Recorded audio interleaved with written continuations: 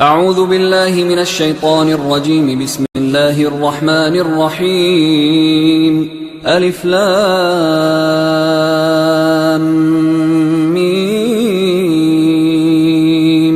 ذلك الكتاب لا ريب فيه هدى للمتقين الذين يؤمنون بالغيب ويقيمون الصلاة ومما رزقناهم ينفقون والذين يؤمنون بما أنزل إليك وما أنزل من قبلك وبالآخرة هم يوقنون أولئك على هدى من ربهم وأولئك هم المفلحون. إن الذين كفروا سواء عليهم أأنذرتهم أم لم تنذرهم لا يؤمنون. ختم الله على قلوبهم وعلى سمعهم وعلى أبصارهم غشاوة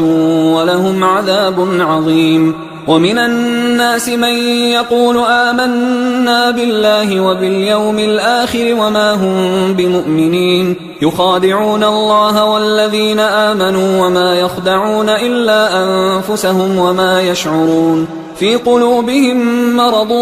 فزادهم الله مرضا ولهم عذاب أليم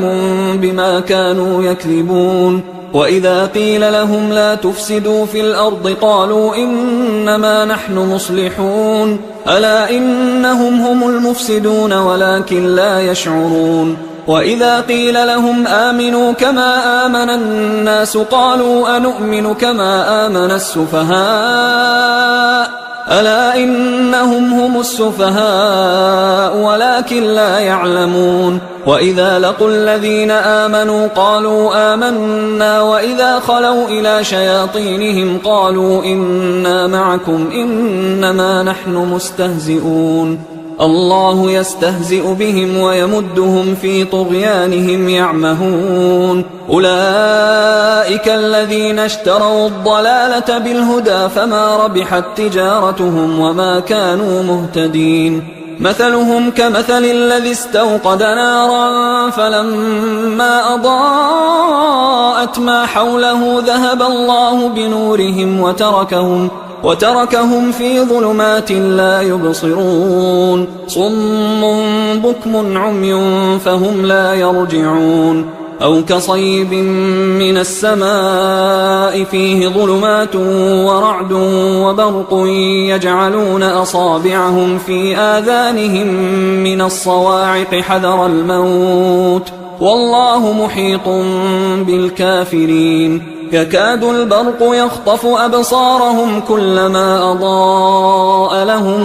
مشوا فيه وإذا أظلم عليهم قاموا ولو شاء الله لذهب بسمعهم وأبصارهم إن الله على كل شيء قدير. يا أيها الناس اعبدوا ربكم الذي خلقكم والذين من قبلكم لعلكم تتقون. الذي جعل لكم الأرض فراشا والسماء بناء وأنزل من السماء ماء فأخرج به من الثمرات رزقا لكم فلا تجعلوا لله أندادا وأنتم تعلمون. وإن كنتم في ريب مما نزلنا على عبدنا فأتوا بسورة من مثله وادعوا شهداءكم من دون الله إن كنتم صادقين. فإن لم تفعلوا ولن تفعلوا فاتقوا النار التي وقودها الناس والحجارة أعدت للكافرين. وبشر الذين آمنوا وعملوا الصالحات أن لهم جنات تجري من تحتها الأنهار كلما رزقوا منها من ثمرة رزقا قالوا هذا الذي رزقنا من قبل وأتوا به متشابها ولهم فيها أزواج مطهرة وهم فيها خالدون. إن الله لا يستحيي أن يضرب مثلا ما بعوضة فما فوقها فأما الذين آمنوا فيعلمون أنه الحق من ربهم، وأما الذين كفروا فيقولون ماذا أراد الله بهذا مثلا يضل به كثيرا ويهدي به كثيرا وما يضل به إلا الفاسقين الذين ينقضون عهد الله من بعد ميثاقه ويقطعون ما أمر الله به أن يوصل ويفسدون في الأرض أولئك هم الخاسرون. كيف تكفرون بالله وكنتم أمواتا فأحياكم ثم يميتكم ثم يحييكم ثم إليه ترجعون. هو الذي خلق لكم ما في الأرض جميعا ثم استوى إلى السماء فسواهن 7 سماوات وهو بكل شيء عليم. وإذ قال ربك للملائكة إني جاعل في الأرض خليفة قالوا أتجعل فيها من يفسد فيها ويسفك الدماء ونحن نسبح بحمدك ونقدس لك قال إني أعلم ما لا تعلمون. وعلم آدم الأسماء كلها ثم عرضهم على الملائكة فقال أنبئوني بأسماء هؤلاء إن كنتم صادقين. قالوا سبحانك لا علم لنا إلا ما علمتنا إنك أنت العليم الحكيم. قال يا آدم أنبئهم بأسمائهم فلما أنبأهم بأسمائهم قال ألم أقل لكم إني أعلم غيب السماوات والأرض وأعلم ما تبدون وما كنتم تكتمون. وإذ قلنا للملائكة اسجدوا لآدم فسجدوا إلا إبليس أبى واستكبر وكان من الكافرين. وقلنا يا آدم اسكن أنت وزوجك الجنة وكلا منها رغدا حيث شئتما ولا تقربا هذه الشجرة فتكونا من الظالمين. فأزلهما الشيطان عنها فأخرجهما مما كانا فيه وقلنا اهبطوا بعضكم لبعض عدو ولكم في الأرض مستقر ومتاع إلى حين. فتلقى آدم من ربه كلمات فتاب عليه إنه هو التواب الرحيم. قلنا اهبطوا منها جميعا فإما يأتينكم مني هدى فمن تبع هداي فلا خوف عليهم ولا هم يحزنون. والذين كفروا وكذبوا بآياتنا أولئك أصحاب النار هم فيها خالدون. يا بني إسرائيل اذكروا نعمتي التي أنعمت عليكم وأوفوا بعهدي أوف بعهدكم وإياي فارهبون. وآمنوا بما أنزلت مصدقا لما معكم ولا تكونوا أول كافر به ولا تشتروا بآياتي ثمنا قليلا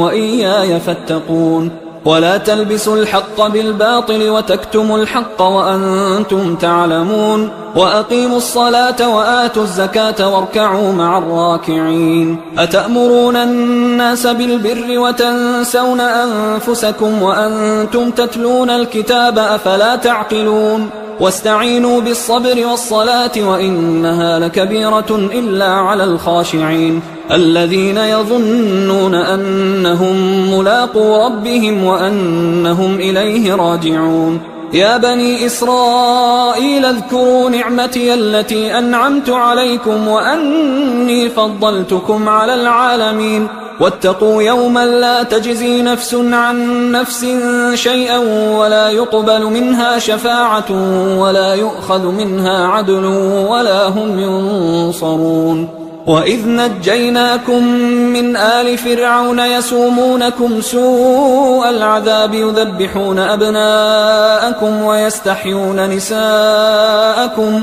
وفي ذلكم بلاء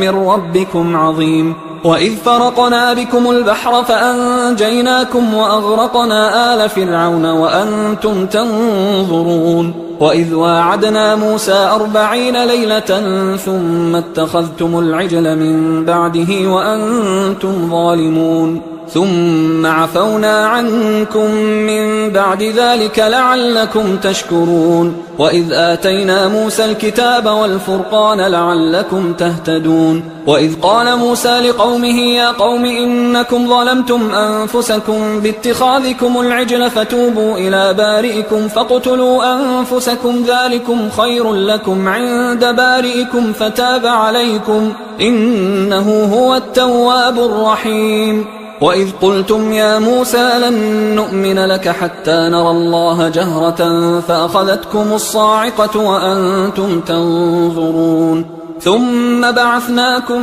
من بعد موتكم لعلكم تشكرون وظللنا عليكم الغمام وأنزلنا عليكم المن والسلوى كلوا من طيبات ما رزقناكم وما ظلمونا ولكن كانوا أنفسهم يظلمون وإذ قلنا ادخلوا هذه القرية فكلوا منها حيث شئتم رغدا وادخلوا الباب سجدا وقولوا حطة نغفر لكم خطاياكم وسنزيد المحسنين فبدل الذين ظلموا قولا غير الذي قيل لهم فأنزلنا على الذين ظلموا رجزا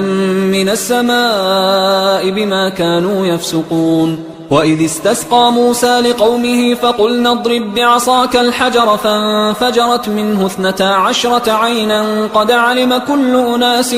مشربهم كلوا واشربوا من رزق الله ولا تعثوا في الأرض مفسدين وإذ قلتم يا موسى لن نصبر على طعام واحد فادع لنا ربك يخرج لنا مما تنبت الأرض من بقلها وقثائها وفومها وعدسها وبصلها قال أتستبدلون الذي هو أدنى بالذي هو خير اهبطوا مصرا فإن لكم ما سألتم وضربت عليهم الذلة والمسكنة وباءوا بغضب من الله ذلك بأنهم كانوا يكفرون بآيات الله ويقتلون النبيين بغير الحق ذلك بما عصوا وكانوا يعتدون إن الذين آمنوا والذين هادوا والنصارى والصابئين من آمن بالله واليوم الآخر وعمل صالحا فلهم أجرهم عند ربهم ولا خوف عليهم ولا هم يحزنون وإذ أخذنا ميثاقكم ورفعنا فوقكم الطور خذوا ما آتيناكم بقوة واذكروا ما فيه لعلكم تتقون ثم توليتم من بعد ذلك فلولا فضل الله عليكم ورحمته لكنتم من الخاسرين ولقد علمتم الذين اعتدوا منكم في السبت فقلنا لهم كونوا قردة خاسئين فجعلناها نكالا لما بين يديها وما خلفها وموعظة للمتقين وإذ قال موسى لقومه إن الله يأمركم أن تذبحوا بقرة قالوا أتتخذنا هزوا قال أعوذ بالله أن أكون من الجاهلين قالوا ادع لنا ربك يبين لنا ما هي قال إنه يقول إنها بقرة لا فارض ولا بكر عوان بين ذلك فافعلوا ما تؤمرون قالوا ادع لنا ربك يبين لنا ما لونها قال إنه يقول إنها بقرة صفراء فاقع لونها تسر الناظرين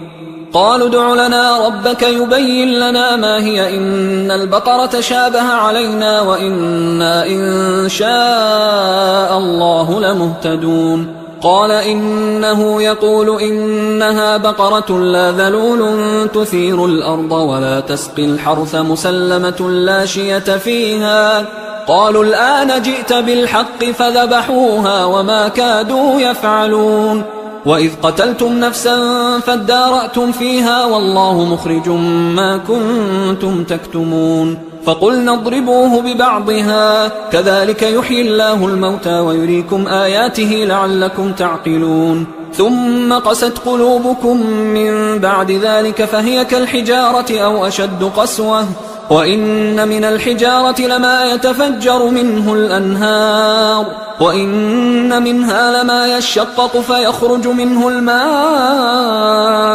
وإن منها لما يهبط من خشية الله وما الله بغافل عما تعملون أفتطمعون أن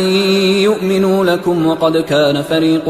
منهم يسمعون كلام الله ثم يحرفونه من بعد ما عقلوه وهم يعلمون وإذا لقوا الذين آمنوا قالوا آمنا وإذا خلا بعضهم إلى بعض قالوا أتحدثونهم بما فتح الله عليكم ليحاجوكم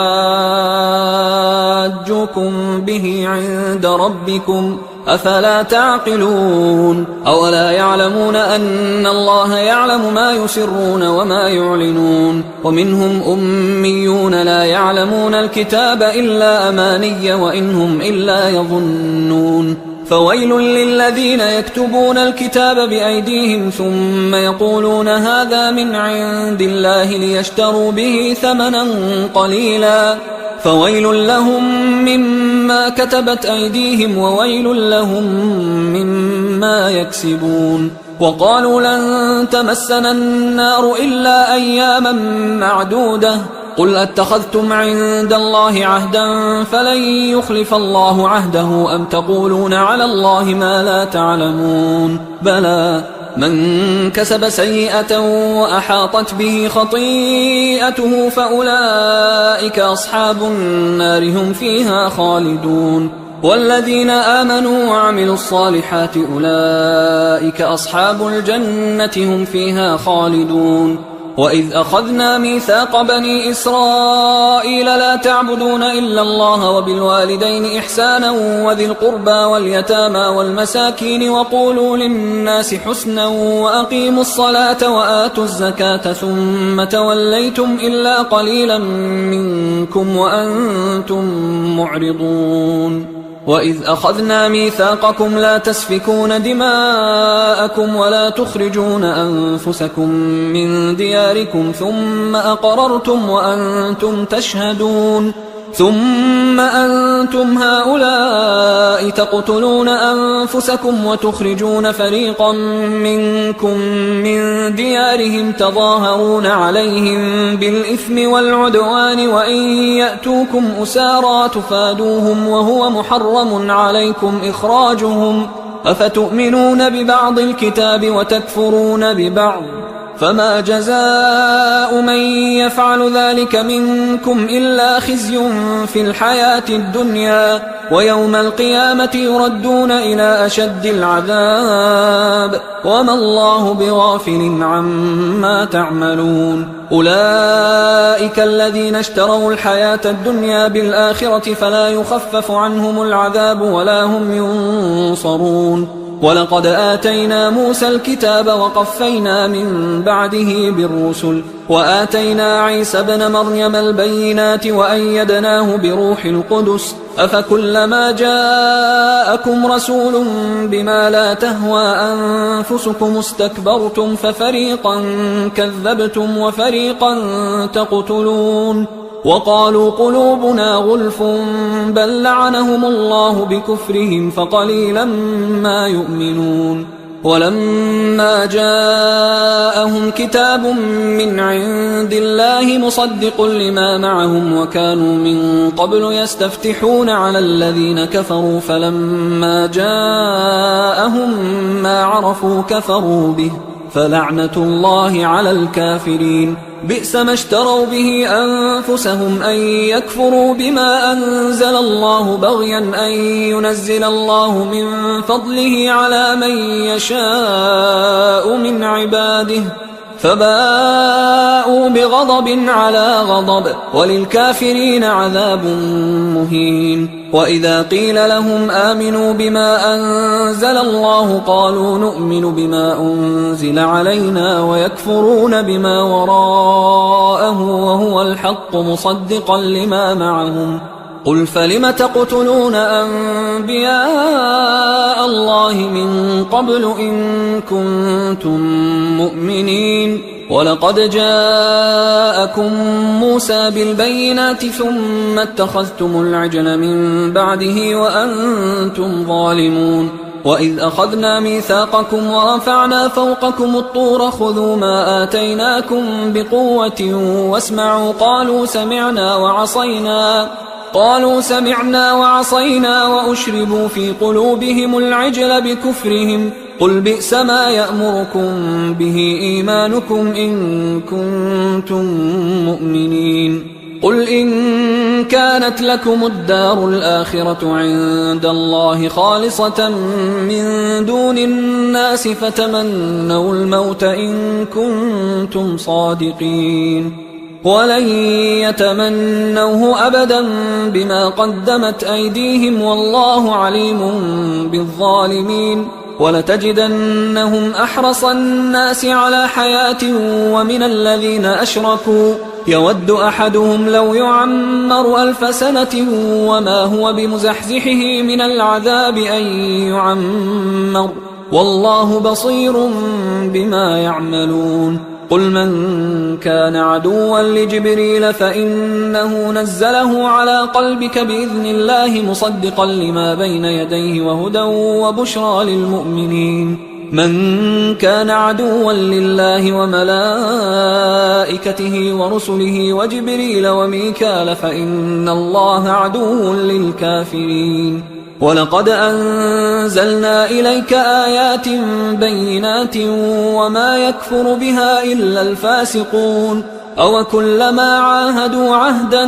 نبذه فريق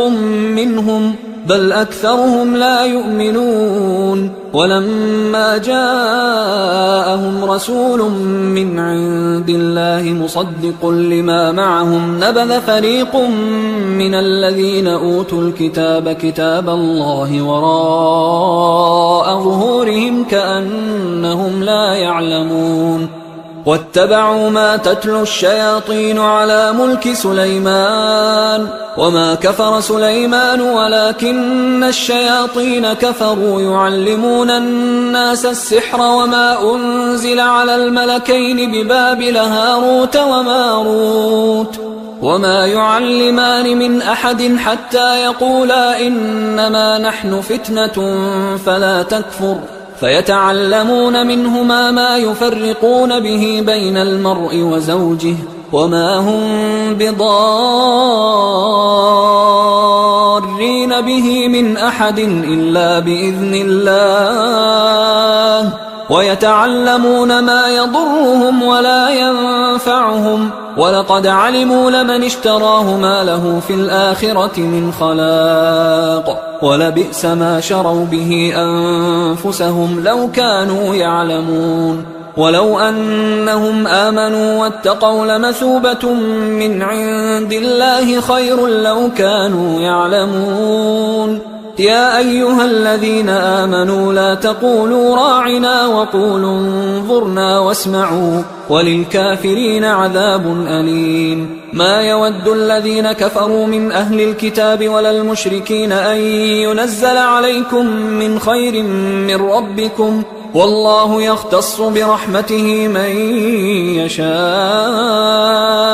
والله ذو الفضل العظيم ما ننسخ من آية أو ننسها نأت بخير منها أو مثلها ألم تعلم أن الله على كل شيء قدير ألم تعلم أن الله له ملك السماوات والأرض وما لكم من دون الله من ولي ولا نصير أم تريدون أن تسألوا رسولكم كما سئل موسى من قبل ومن يتبدل الكفر بالإيمان فقد ضل سواء السبيل ود كثير من أهل الكتاب لو يردونكم من بعد إيمانكم كفارا حسدا من عند أنفسهم من بعد ما تبين لهم الحق فاعفوا واصفحوا حتى يأتي الله بأمره إن الله على كل شيء قدير وأقيموا الصلاة وآتوا الزكاة وما تقدموا لأنفسكم من خير تجدوه عند الله إن الله بما تعملون بصير. وقالوا لن يدخل الجنة إلا من كان هودا أو نصارى تلك أمانيهم قل هاتوا برهانكم إن كنتم صادقين بلى من أسلم وجهه لله وهو محسن فله أجره عند ربه ولا خوف عليهم ولا هم يحزنون. وقالت اليهود ليست النصارى على شيء وقالت النصارى ليست اليهود على شيء وهم يتلون الكتاب كذلك قال الذين لا يعلمون مثل قولهم فالله يحكم بينهم يوم القيامة فيما كانوا فيه يختلفون. ومن أظلم ممن منع مساجد الله أن يذكر فيها اسمه وسعى في خرابها أولئك ما كان لهم أن يدخلوها إلا خائفين لهم في الدنيا خزي ولهم في الآخرة عذاب عظيم. ولله المشرق والمغرب فأينما تولوا فثم وجه الله إن الله واسع عليم. وقالوا اتخذ الله ولدا سبحانه بل له ما في السماوات والأرض كل له قانتون بديع السماوات والأرض وإذا قضى أمرا فإنما يقول له كن فيكون. وقال الذين لا يعلمون لولا يكلمنا الله أو تأتينا آية كذلك قال الذين من قبلهم مثل قولهم تشابهت قلوبهم قد بينا الآيات لقوم يوقنون. إنا أرسلناك بالحق بشيرا ونذيرا ولا تسأل عن أصحاب الجحيم. ولن ترضى عنك اليهود ولا النصارى حتى تتبع ملتهم قل إن هدى الله هو الهدى ولئن اتبعت أهواءهم بعد الذي جاءك من العلم ما لك من الله من ولي ولا نصير. الذين آتيناهم الكتاب يتلونه حق تلاوته أولئك يؤمنون به ومن يكفر به فأولئك هم الخاسرون. يا بني إسرائيل اذكروا نعمتي التي أنعمت عليكم وأني فضلتكم على العالمين واتقوا يوما لا تجزي نفس عن نفس شيئا ولا يقبل منها عدل ولا تنفعها شفاعة ولا هم ينصرون. وإذ ابتلى إبراهيم ربه بكلمات فأتمهن قال إني جاعلك للناس إماما قال ومن ذريتي قال لا ينال عهد الظالمين. وإذ جعلنا البيت مثابة للناس وأمنا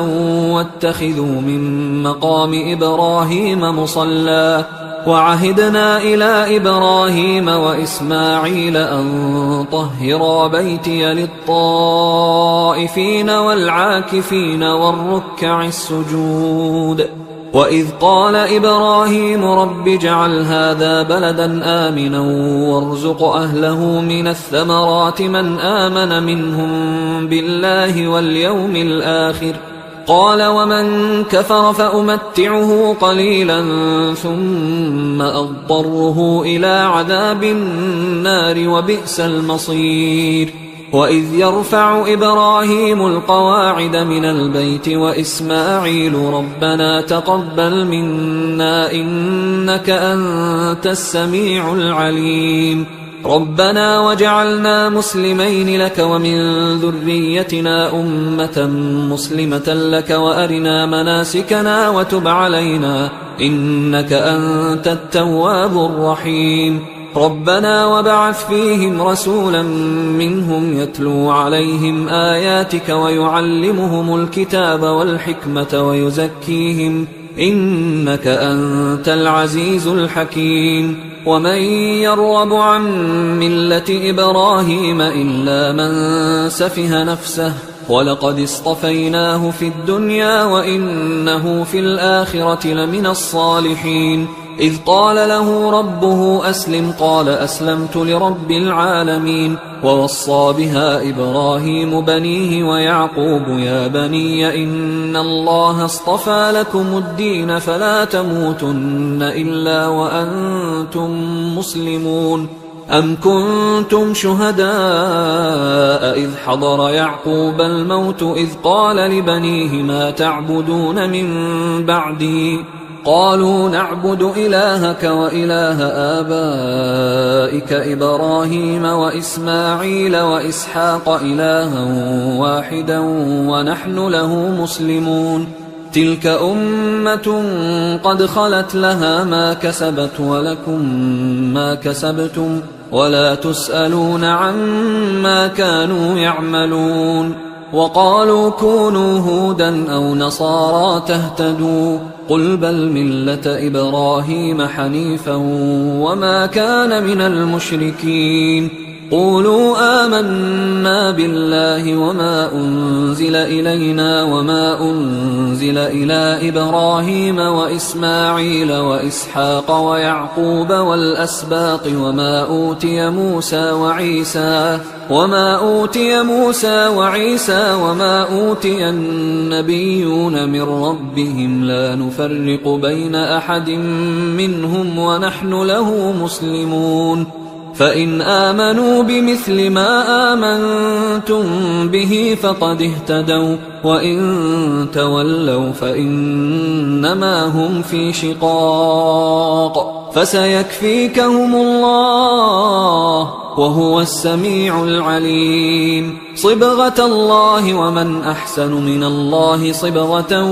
ونحن له عابدون قل أتحاجوننا في الله وهو ربنا وربكم ولنا أعمالنا ولكم أعمالكم ونحن له مخلصون أم تقولون إن إبراهيم وإسماعيل وإسحاق ويعقوب والأسباط كانوا هودا أو نصارى قل أأنتم أعلم أم الله ومن أظلم ممن كتم شهادة عنده من الله وما الله بغافل عما تعملون تلك أمة قد خلت لها ما كسبت ولكم ما كسبتم ولا تسألون عما كانوا يعملون سيقول السفهاء من الناس ما ولاهم عن قبلتهم التي كانوا عليها قل لله المشرق والمغرب يهدي من يشاء إلى صراط مستقيم وكذلك جعلناكم أمة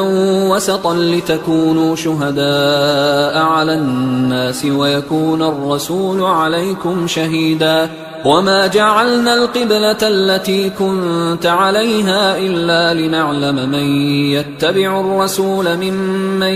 ينقلب على عقبيه وإن كانت لكبيرة إلا على الذين هدى الله وما كان الله ليضيع إيمانكم إن الله بالناس لرؤوف رحيم قد نرى تقلب وجهك في السماء فلنولينك قبلة ترضاها فول وجهك شطر المسجد الحرام وحيث ما كنتم فولوا وجوهكم شطره وإن الذين أوتوا الكتاب ليعلمون أنه الحق من ربهم وما الله بغافل عما يعملون ولئن أتيت الذين أوتوا الكتاب بكل آية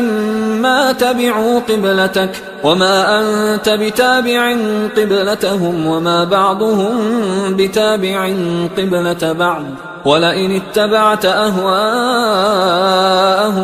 من بعد ما جاءك من العلم إنك إذا لمن الظالمين الذين آتيناهم الكتاب يعرفونه كما يعرفون أبناءهم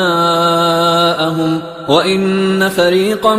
منهم ليكتمون الحق وهم يعلمون الحق من ربك فلا تكونن من الممترين ولكل وجهة هو موليها فاستبقوا الخيرات أينما تكونوا يأت بكم الله جميعا إن الله على كل شيء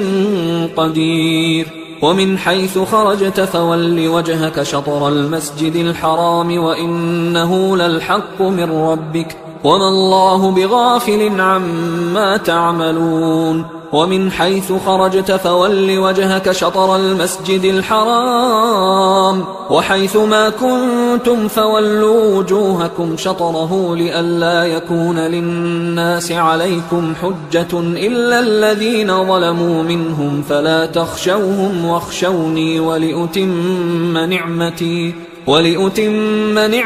عليكم ولعلكم تهتدون كما أرسلنا فيكم رسولا منكم يتلو عليكم آياتنا ويزكيكم ويعلمكم الكتاب والحكمة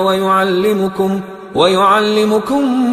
ما لم تكونوا تعلمون فاذكروني أذكركم واشكروا لي ولا تكفرون يا أيها الذين آمنوا استعينوا بالصبر والصلاة إن الله مع الصابرين ولا تقولوا لمن يقتل في سبيل الله أموات بل أحياء ولكن لا تشعرون ولنبلونكم بشيء من الخوف والجوع ونقص من الأموال والأنفس والثمرات وبشر الصابرين الذين إذا أصابتهم مصيبة قالوا إنا لله وإنا إليه راجعون أولئك عليهم صلوات من ربهم ورحمة وأولئك هم المهتدون إن الصفا والمروة من شعائر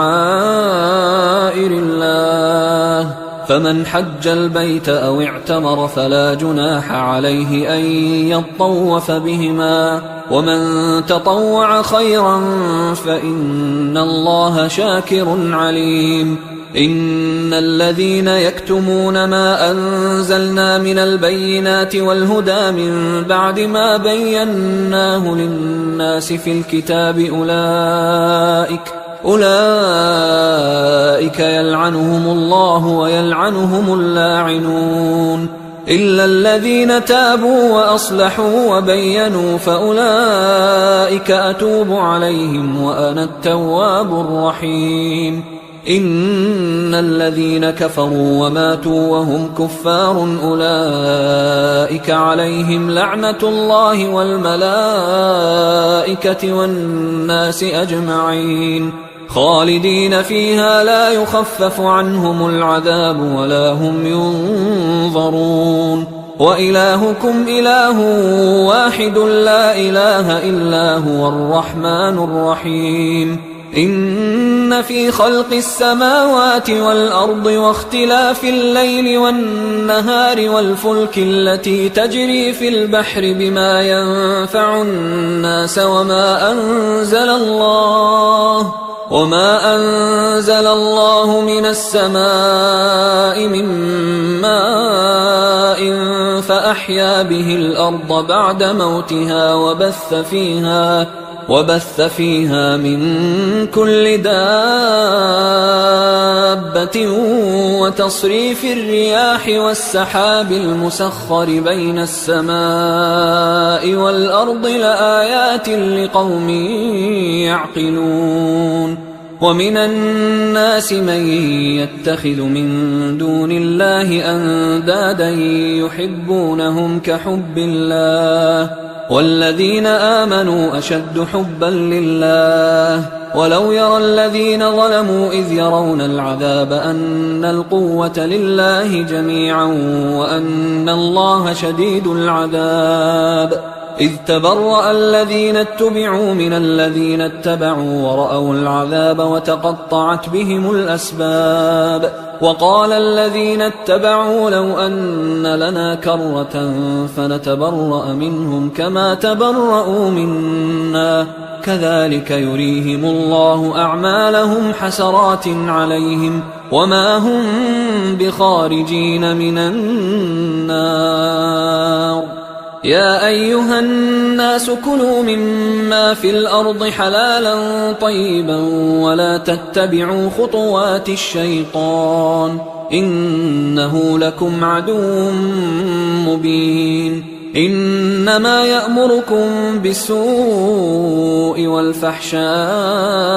وأن تقولوا على الله ما لا تعلمون وإذا قيل لهم اتبعوا ما أنزل الله قالوا بل نتبع ما ألفينا عليه آباءنا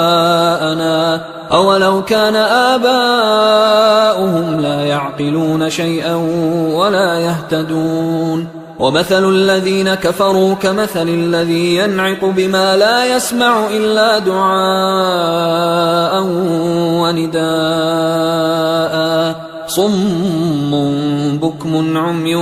فهم لا يعقلون يا أيها الذين آمنوا كلوا من طيبات ما رزقناكم واشكروا لله إن كنتم إياه تعبدون إنما حرم عليكم الميتة والدم ولحم الخنزير وما أهل به لغير الله فمن اضطر غير باغ ولا عاد فلا إثم عليه إن الله غفور رحيم إن الذين يكتمون ما أنزل الله من الكتاب ويشترون به ثمنا قليلا أولئك ما يأكلون في بطونهم إلا النار ولا يكلمهم الله يوم القيامة ولا يزكيهم ولهم عذاب أليم أولئك الذين اشتروا الضلالة بالهدى والعذاب بالمغفرة فما أصبرهم على النار ذلك بأن الله نزل الكتاب بالحق وإن الذين اختلفوا في الكتاب لفي شقاق بعيد ليس البر أن تولوا وجوهكم قبل المشرق والمغرب ولكن البر من آمن بالله واليوم الآخر والملائكة والكتاب والنبيين وآتى المال على حبه ذوي القربى واليتامى والمساكين وابن السبيل والسائلين وفي الرقاب وأقام الصلاة وآتى الزكاة والموفون بعهدهم إذا عاهدوا والصابرين في البأساء والضراء وحين البأس أولئك الذين صدقوا وأولئك هم المتقون يا أيها الذين آمنوا كتب عليكم القصاص في القتلى الحر بالحر والعبد بالعبد والأنثى بالأنثى فمن عفي له من أخيه شيء فاتباع بالمعروف وأداء إليه بإحسان ذلك تخفيف من ربكم ورحمة فمن اعتدى بعد ذلك فله عذاب أليم ولكم في القصاص حياة يا أولي الألباب لعلكم تتقون كتب عليكم إذا حضر أحدكم الموت إن ترك خيرا الوصية للوالدين والأقربين بالمعروف حقا على المتقين فمن بدله بعدما سمعه فإنما إثمه على الذين يبدلونه إن الله سميع عليم فمن خاف من موص جنفا أو إثما فأصلح بينهم فلا إثم عليه إن الله غفور رحيم. يا أيها الذين آمنوا كتب عليكم الصيام كما كتب على الذين من قبلكم لعلكم تتقون أياما معدودات، فمن كان منكم مريضا أو على سفر فعدة من أيام أخر، وعلى الذين يطيقونه فدية طعام مسكين، فمن تطوع خيرا فهو خير له، وأن تصوموا خير لكم إن كنتم تعلمون. شهر رمضان الذي أنزل فيه القرآن هدى للناس وبينات من الهدى والفرقان، فمن شهد منكم الشهر فليصم، ومن كان مريضا أو على سفر فعدة من أيام أخر، يريد الله بكم اليسر ولا يريد بكم العسر ولتكملوا العدة ولتكبروا الله على ما هداكم ولعلكم تشكرون. وإذا سألك عبادي عني فإني قريب أجيب دعوة الداعي إذا دعان، فليستجيبوا لي وليؤمنوا بي لعلهم يرشدون. أحل لكم ليلة الصيام الرفث إلى نسائكم هن لباس لكم وأنتم لباس لهن، علم الله أنكم كنتم تختانون أنفسكم فتاب عليكم وعفى عنكم، فالآن باشروهن وابتغوا ما كتب الله لكم، وكلوا واشربوا حتى يتبين لكم الخيط الأبيض من الخيط الأسود من الفجر، ثم أتموا الصيام إلى الليل، ولا تباشروهن وأنتم عاكفون في المساجد، تلك حدود الله فلا تقربوها، كذلك يبين الله آياته للناس لعلهم يتقون. ولا تأكلوا أموالكم بينكم بالباطل وتدلوا بها إلى الحكام لتأكلوا فريقا من أموال الناس بالإثم وأنتم تعلمون. يسألونك عن الأهلة قل هي مواقيت للناس والحج، وليس البر بأن تأتوا البيوت من ظهورها ولكن البر من اتقى، وأتوا البيوت من أبوابها واتقوا الله لعلكم تفلحون. وقاتلوا في سبيل الله الذين يقاتلونكم ولا تعتدوا إن الله لا يحب المعتدين. وقتلوهم حيث ثقفتموهم وأخرجوهم من حيث أخرجوكم والفتنة أشد من القتل، ولا تقاتلوهم عند المسجد الحرام حتى يقاتلوكم فيه، فإن قاتلوكم فاقتلوهم، كذلك جزاء الكافرين، فإن انتهوا فإن الله غفور رحيم. وقاتلوهم حتى لا تكون فتنة ويكون الدين لله، فإن انتهوا فلا عدوان إلا على الظالمين. الشهر الحرام بالشهر الحرام والحرمات قصاص، فمن اعتدى عليكم فاعتدوا عليه بمثل ما اعتدى عليكم، واتقوا الله واعلموا أن الله مع المتقين. وأنفقوا في سبيل الله ولا تلقوا بأيديكم إلى التهلكة وأحسنوا إن الله يحب المحسنين. وأتموا الحج والعمرة لله، فإن أحصرتم فما استيسر من الهدي، ولا تحلقوا رؤوسكم حتى يبلغ الهدي محله، فمن كان منكم مريضا أو به أذى من رأسه ففدية من صيام أو صدقة أو نسك، فإذا أمنتم فمن تمتع بالعمرة إلى الحج فما استيسر من الهدي، فمن لم يجد فصيام 3 أيام في الحج و7 إذا رجعتم، تلك 10 كاملة، ذلك لمن لم يكن أهله حاضر المسجد الحرام. واتقوا الله واعلموا أن الله شديد العقاب. الحج أشهر معلومات، فمن فرض فيهن الحج فلا رفث ولا فسوق ولا جدال في الحج وما تفعلوا من خير يعلمه الله وتزودوا فإن خير الزاد التقوى واتقون يا أولي الألباب ليس عليكم جناح أن تبتغوا فضلا من ربكم فإذا أفضتم من عرفات فاذكروا الله عند المشعر الحرام واذكروه كما هداكم وإن كنتم من قبله لمن الضالين ثم أفيضوا من حيث أفاض الناس واستغفروا الله إن الله غفور رحيم فإذا قضيتم مناسككم فاذكروا الله كذكركم آباءكم أو أشد ذكرا فمن الناس من يقول ربنا آتنا في الدنيا وما له في الآخرة من خلاق ومنهم من يقول ربنا آتنا في الدنيا حسنة وفي الآخرة حسنة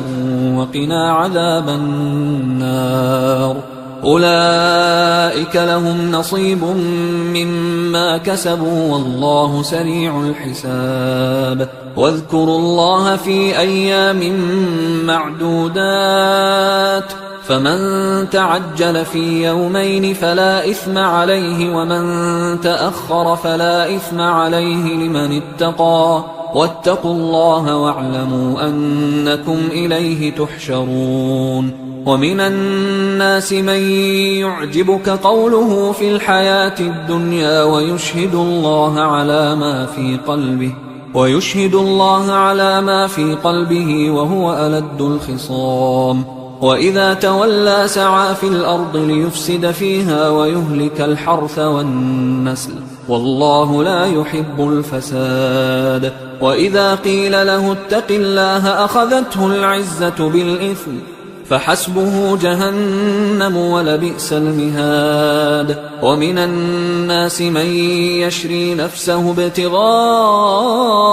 مرضات الله والله رؤوف بالعباد يا أيها الذين آمنوا ادخلوا في السلم كافة ولا تتبعوا خطوات الشيطان إنه لكم عدو مبين فإن زللتم من بعد ما جاءتكم البينات فاعلموا أن الله عزيز حكيم هل ينظرون إلا أن يأتيهم الله في ظلل من الغمام والملائكة وقضي الأمر وإلى الله ترجع الأمور سل بني إسرائيل كم آتيناهم من آية بينة ومن يبدل نعمة الله من بعد ما جاءته فإن الله شديد العقاب زين للذين كفروا الحياة الدنيا ويسخرون من الذين آمنوا والذين اتقوا فوقهم يوم القيامة والله يرزق من يشاء بغير حساب كان الناس أمة واحدة فبعث الله النبيين مبشرين ومنذرين وأنزل معهم الكتاب بالحق ليحكم بين الناس فيما اختلفوا فيه وما اختلف فيه إلا الذين أوتوه من بعد ما جاءتهم البينات بغيا بينهم فهدى الله الذين آمنوا لما اختلفوا فيه من الحق بإذنه والله يهدي من يشاء إلى صراط مستقيم أم حسبتم أن تدخلوا الجنة ولما يأتكم مثل الذين خلوا من قبلكم مستهم البأساء والضراء وزلزلوا حتى يقول الرسول والذين آمنوا معه متى نصر الله ألا إن نصر الله قريب يسألونك ماذا ينفقون قل ما أنفقتم من خير فللوالدين والأقربين واليتامى والمساكين وابن السبيل وما تفعلوا من خير فإن الله به عليم كتب عليكم القتال وهو كره لكم وعسى أن تكرهوا شيئا وهو خير لكم وعسى أن تحبوا شيئا وهو شر لكم والله يعلم وأنتم لا تعلمون يسألونك عن الشهر الحرام قتال فيه قل قتال فيه كبير وصد عن سبيل الله وكفر به والمسجد الحرام وإخراج أهله منه أكبر عند الله والفتنة أكبر من القتل ولا يزالون يقاتلونكم حتى يردوكم عن دينكم إن استطاعوا ومن يرتدد منكم عن دينه فيمت وهو كافر فأولئك حبطت أعمالهم في الدنيا والآخرة وأولئك أصحاب النار هم فيها خالدون إن الذين آمنوا والذين هاجروا وجاهدوا في سبيل الله أولئك يرجون رحمة الله والله غفور رحيم يسألونك عن الخمر والميسر قل فيهما إثم كبير ومنافع للناس وإثمهما أكبر من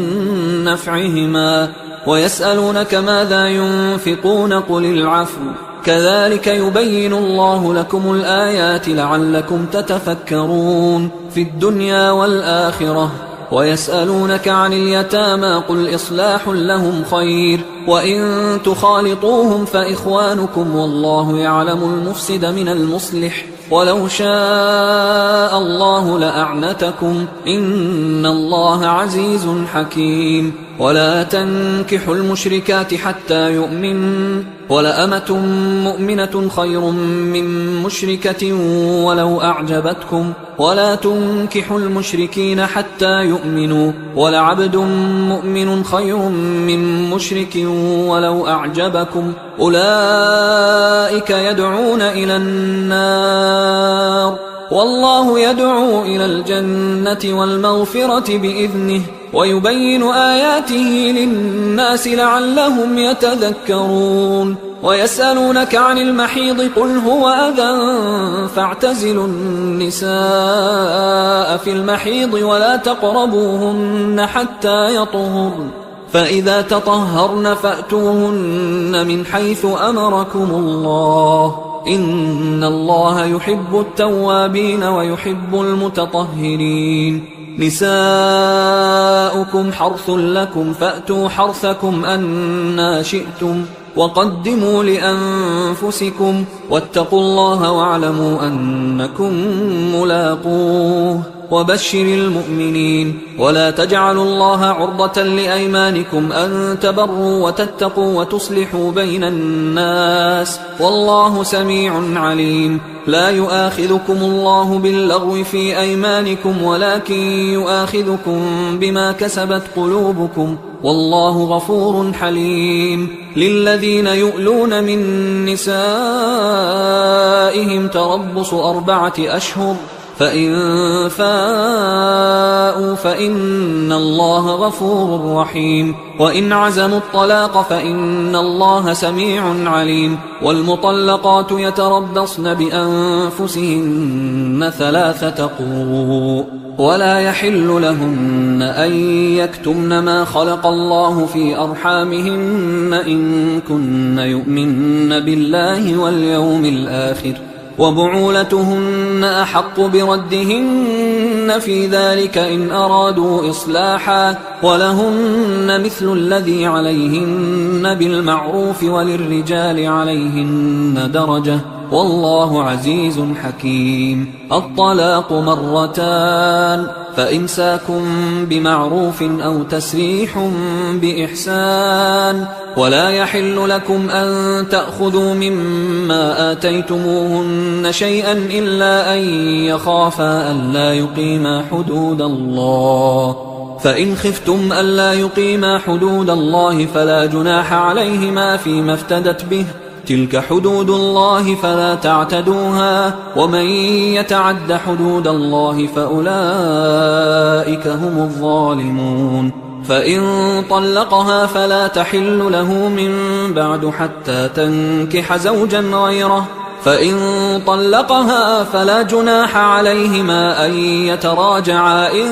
ظنا أن يقيما حدود الله، وتلك حدود الله يبينها لقوم يعلمون. وإذا طلقتم النساء فبلغن أجلهن فأمسكوهن بمعروف أو سرحوهن بمعروف، ولا تمسكوهن ضرارا لتعتدوا، ومن يفعل ذلك فقد ظلم نفسه. ولا تتخذوا آيات الله هزوا، واذكروا نعمة الله عليكم وما أنزل عليكم من الكتاب والحكمة يعظكم به، واتقوا الله واعلموا أن الله بكل شيء عليم. وإذا طلقتم النساء فبلغن أجلهن فلا تعضلوهن أن ينكحن أزواجهن إذا تراضوا بينهم بالمعروف، ذلك يوعظ به من كان منكم يؤمن بالله واليوم الآخر، ذلكم أزكى لكم وأطهر، والله يعلم وأنتم لا تعلمون. والوالدات يرضعن أولادهن حولين كاملين لمن أراد أن يتم الرضاعة، وعلى المولود له رزقهن وكسوتهن بالمعروف، لا تكلف نفس إلا وسعها، لا تضار والدة بولدها ولا مولود له بولده، وعلى الوارث مثل ذلك، فإن أرادا فصالا عن تراض منهما وتشاور فلا جناح عليهما. وإن أردتم أن تسترضعوا أولادكم فلا جناح عليكم إذا سلمتم ما آتيتم بالمعروف، واتقوا الله واعلموا أن الله بما تعملون بصير. والذين يتوفون منكم ويذرون أزواجا يتربصن بأنفسهن 4 أشهر و10، فإذا بلغن أجلهن فلا جناح عليكم فيما فعلن في أنفسهن بالمعروف، والله بما تعملون خبير. ولا جناح عليكم فيما عرضتم به من خطبة النساء أو أكننتم في أنفسكم، علم الله أنكم ستذكرونهن ولكن لا تواعدوهن سرا إلا أن تقولوا قولا معروفا، ولا تعزموا عقدة النكاح حتى يبلغ الكتاب أجله، واعلموا أن الله يعلم ما في أنفسكم فاحذروه، واعلموا أن الله غفور حليم. لا جناح عليكم إن طلقتم النساء ما لم تمسوهن أو تفرضوا لهن فريضة، ومتعوهن على الموسع قدره وعلى المقتر قدره متاعا بالمعروف حقا على المحسنين. وإن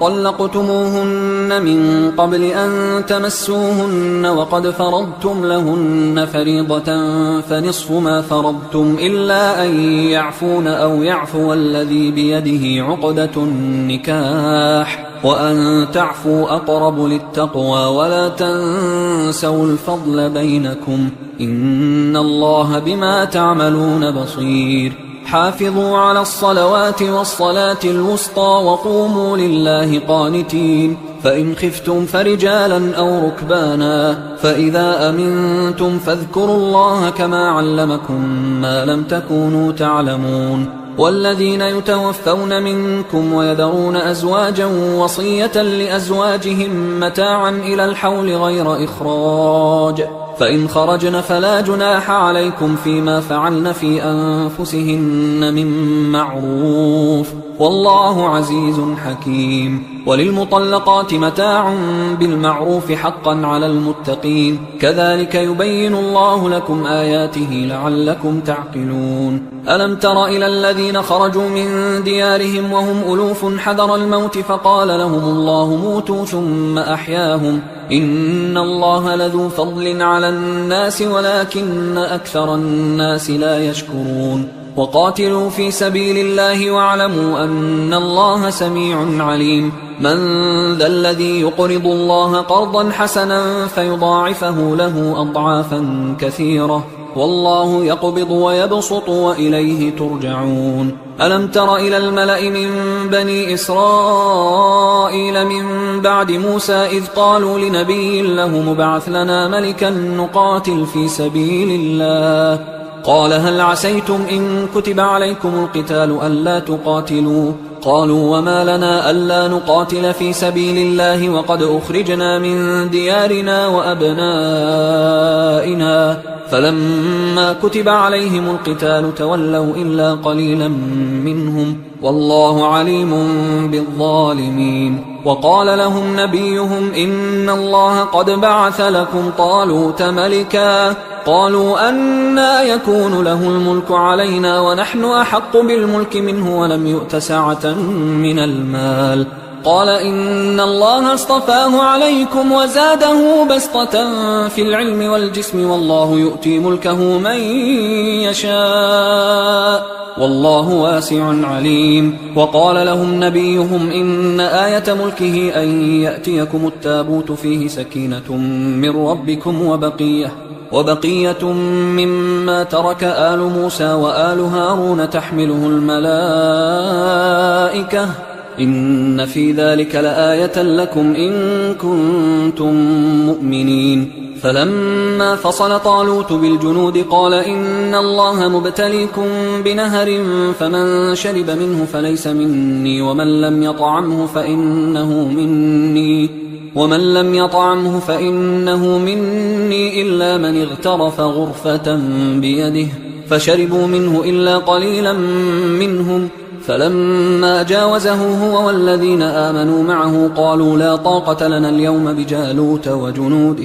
قال الذين يظنون أنهم ملاقوا الله كم من فئة قليلة غلبت فئة كثيرة بإذن الله والله مع الصابرين. ولما برزوا لجالوت وجنوده قالوا ربنا أفرغ علينا صبرا وثبت أقدامنا وانصرنا على القوم الكافرين، فهزموهم بإذن الله. وقتل داود جالوت وآتاه الله الملك والحكمة وعلمه مما يشاء، ولولا دفع الله الناس بعضهم ببعض لفسدت الأرض ولكن الله ذو فضل على العالمين. تلك آيات الله نتلوها عليك بالحق وإنك لمن المرسلين. تلك الرسل فضلنا بعضهم على بعض، منهم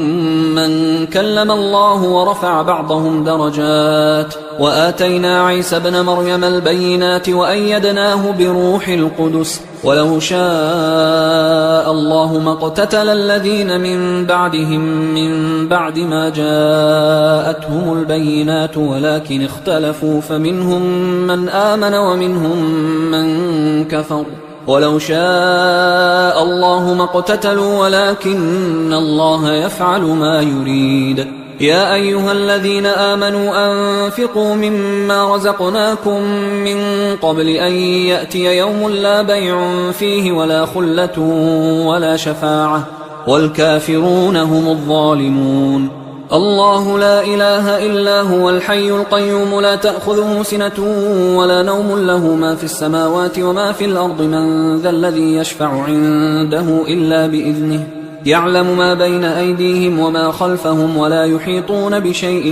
من علمه إلا بما شاء، وسع كرسيه السماوات والأرض ولا يؤوده حفظهما وهو العلي العظيم. لا إكراه في الدين قد تبين الرشد من الغي،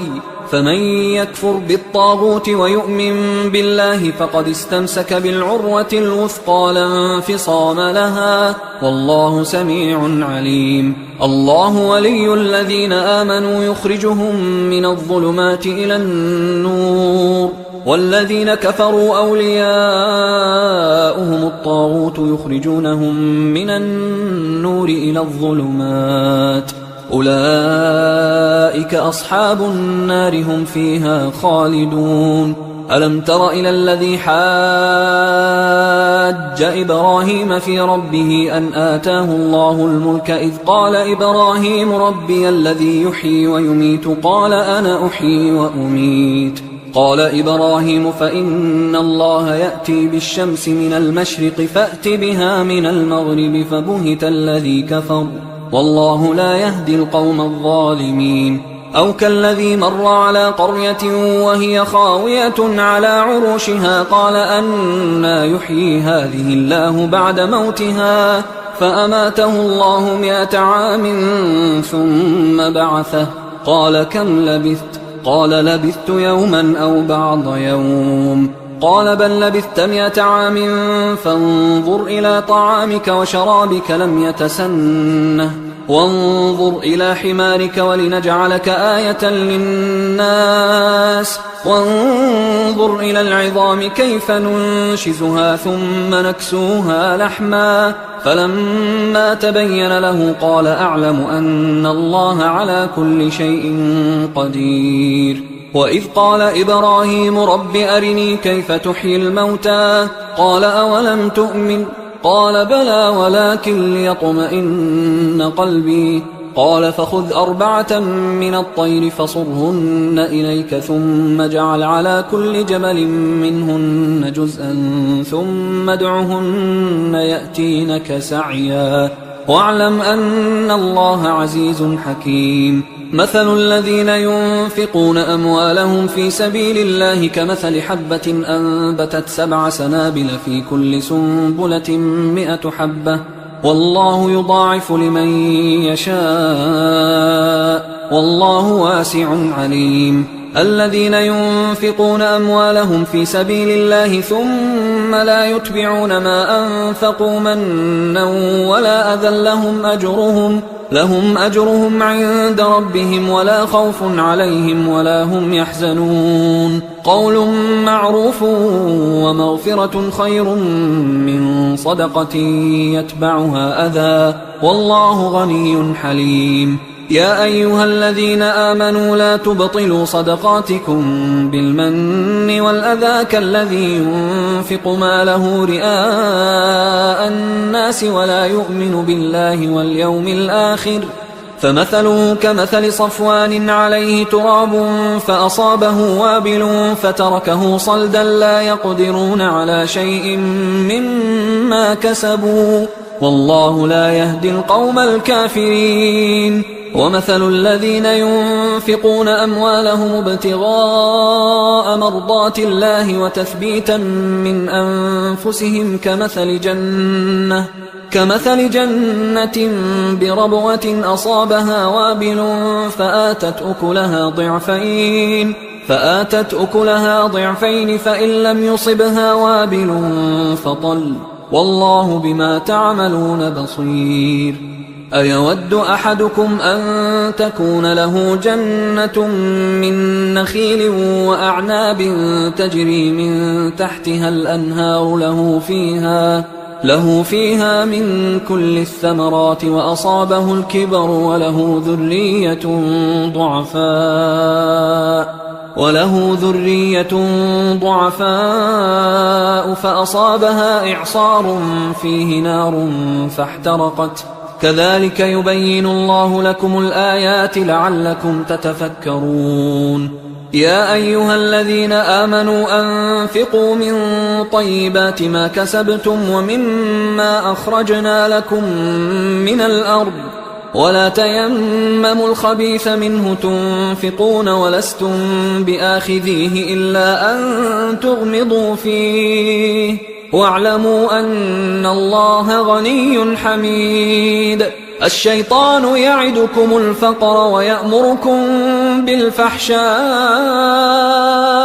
والله يعدكم مغفرة منه وفضلا والله واسع عليم. يؤتي الحكمة من يشاء ومن يؤت الحكمة فقد أوتي خيرا كثيرا وما يذكر إلا أولو الألباب. وما أنفقتم من نفقة أو نذرتم من نذر فإن الله يعلمه وما للظالمين من أنصار. إن تبدوا الصدقات فنعما هي وإن تخفوها وتؤتوها الفقراء فهو خير لكم ويكفر عنكم من سيئاتكم والله بما تعملون خبير. ليس عليك هداهم ولكن الله يهدي من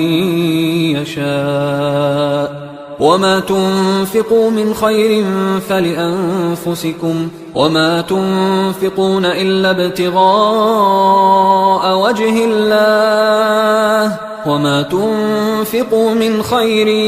يوفى إليكم وأنتم لا تظلمون. للفقراء الذين أحصروا في سبيل الله لا يستطيعون ضربا في الأرض يحسبهم الجاهل أغنياء من التعفف تعرفهم بسيماهم لا يسألون الناس إلحافا. وما تنفقوا من خير فإن الله به عليم. الذين ينفقون أموالهم بالليل والنهار سرا وعلانية